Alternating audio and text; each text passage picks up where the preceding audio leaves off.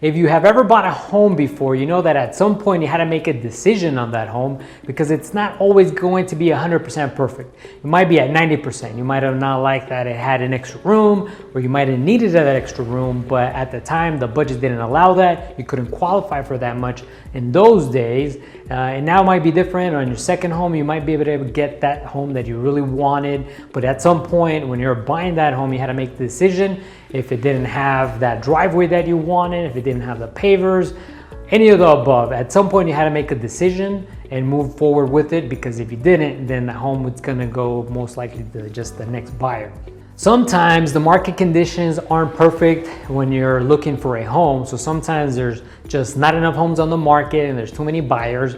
The prices might be crazy for those days in particular. Some years are busier than others. Sometimes the homes aren't as good looking as they were before. There could be many reasons why the home isn't perfect at the time, but ultimately you have to make a decision. For example, my first broker back a few years described it just like this, and it's kind of funny.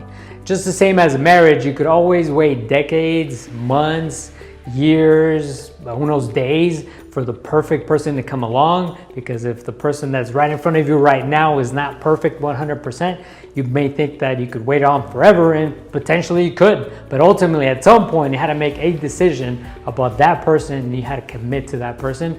And it's kind of very similar with a home. You can shop on forever, but eventually you're gonna have to make a decision and decide on that home, because if you don't, that home's gonna just passes by and it's gonna have a happy life with a different family.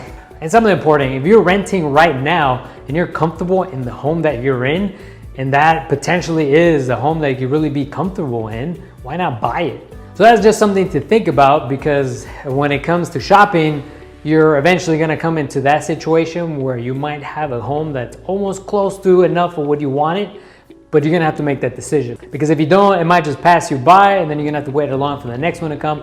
And there are always gonna be more homes, so you just know that, but you're gonna have to make a decision at some point. If not, the prices are gonna keep increasing, interests are gonna change, there could be a variety, a whole bunch of different things, so you're gonna have to make a decision and just move forward. Signing off, this is Adrian, your real estate agent.